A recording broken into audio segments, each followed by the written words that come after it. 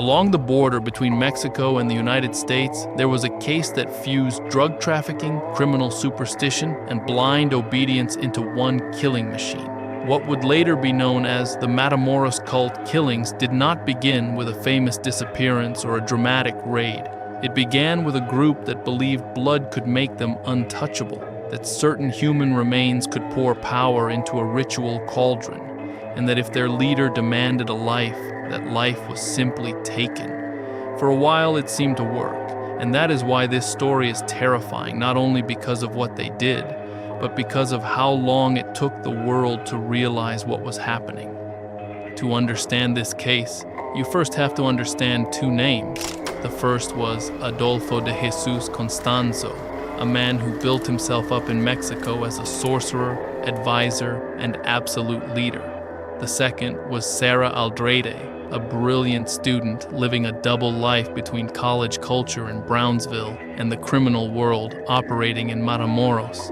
In time, he would become El Padrino, the godfather, and she would become La Madrina, the godmother. Together, they stood at the center of a marijuana smuggling group that also practiced an extreme criminalized form of palo mayombe, an Afro-Cuban spiritual tradition that in this case was twisted into a tool of control, intimidation, and sacrifice. Before his name exploded in the headlines, Constanzo was already moving among powerful people. In Mexico City, he offered cleansings, spells, and supposed spiritual protection to traffickers, corrupt police, and wealthy clients. His real business was not just religious, it was psychological. He convinced people that he could protect them from bullets, prison, and their enemies. And when that kind of promise mixes with drugs, money, and fear, you get something worse than an ordinary cult. You get a structure where belief stops being belief and becomes armed obedience. That obedience eventually tied him to a trafficking family operating in Matamoros and on both sides of the border. That is where the cult truly took shape. Rancho Santa Elena, a property connected to the Hernandez family, became its center of operations. Drugs moved through that place, but rituals did too, along with one obsessive idea: the greater the sacrifice, the greater the protection.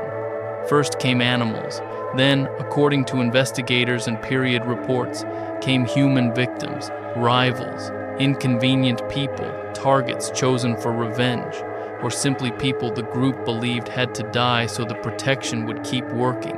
This case might have stayed buried much longer, if not for one disappearance that crossed the emotional and political border between Mexico and Texas. In March 1989, Mark Kilroy, a 21-year-old University of Texas student, traveled with friends to the South Padre Island area for spring break and one night crossed into Matamoros to go bar hopping. There, he vanished. To Constanzo's group, he was not just another young man. Reports from the time indicate they were looking for a special sacrifice, even an Anglo male, because they believed it would give them even greater protection. Mark was pulled into that sick logic without ever knowing it existed. After he was abducted, Kilroy was taken to Rancho Santa Elena. What happened there became the key that unlocked everything else. Detained members said the group killed for protection. Other reports said Constanzo wanted specific body parts to feed his nganga, the ritual cauldron. Mark was murdered with a machete, and his death became the point of no return in this story, because until then the cult had survived in the shadows. But the disappearance of an American college student mobilized too many people, in too many places, all at once. The break came on April 1st, 1989. A vehicle linked to the group blew through a police checkpoint near Matamoros, and that single move led authorities back to the ranch. The initial search turned up marijuana traces, ritual objects, and the sense that this was more than a simple stash house. Then came the unthinkable. On April 11th, investigators found graves with mutilated remains on the property.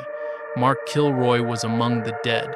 In all, authorities tied at least 15 victims in Matamoros to the case, though some later reports suggested the real number may have been higher.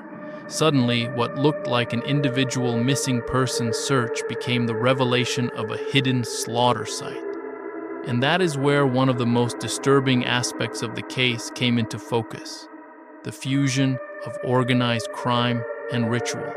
Investigators found a nganga containing human remains. For the group, that was not a decorative symbol. It was a tool of power. They believed the death strengthened their protection, and that terror itself also helped maintain internal control. That helps explain why the group did not operate only as a drug ring or only as a cult. It operated as both at the same time. The drugs financed the machinery, and the ritual justified the brutality. As all of this came to light, Constanzo and Sara Aldrete fled. For weeks, the case grew into international news. Then, on May 6, 1989, the hunt ended in an apartment in Mexico City. When Constanzo realized police were closing in, he opened fire.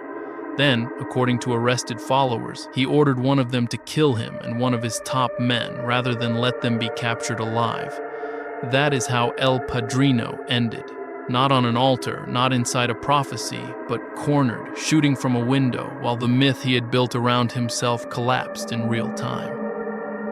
Sara Aldrete did not die with him. She was arrested trying to flee and was later sentenced to 62 years in prison. Other members of the group were also convicted, but the sentences did not fully close the case, because one thing was catching the visible faces of the operation, and another was understanding how many people had really died, how many authorities looked the other way, and how many powerful people had turned to Constanzo while his protections seemed to work.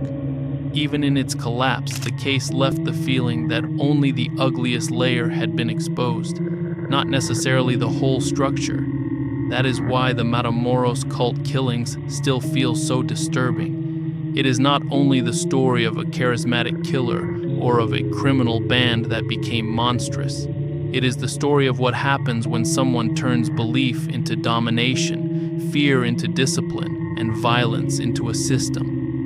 For a time, Constanzo convinced his followers that killing was not an excess, it was a spiritual investment. And once a lie that large takes hold inside an armed group, the question is no longer who will die, but how long it will take before the next grave is found. The only thing that broke that machinery was a mistake, a disappearance too visible to bury, and an investigation that reached the ranch before the number could rise even higher. But even today, when you look back at this case, one feeling remains hard to shake, because it does not feel like the story of an isolated cult that went mad in some forgotten corner of the map.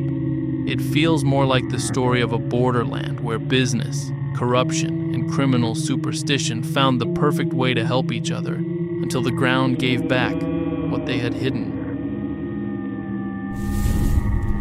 If you enjoyed this video, I'd really appreciate your support with a like and a subscription. I upload videos frequently, covering mysterious and disturbing cases like this, and there are many more coming. So,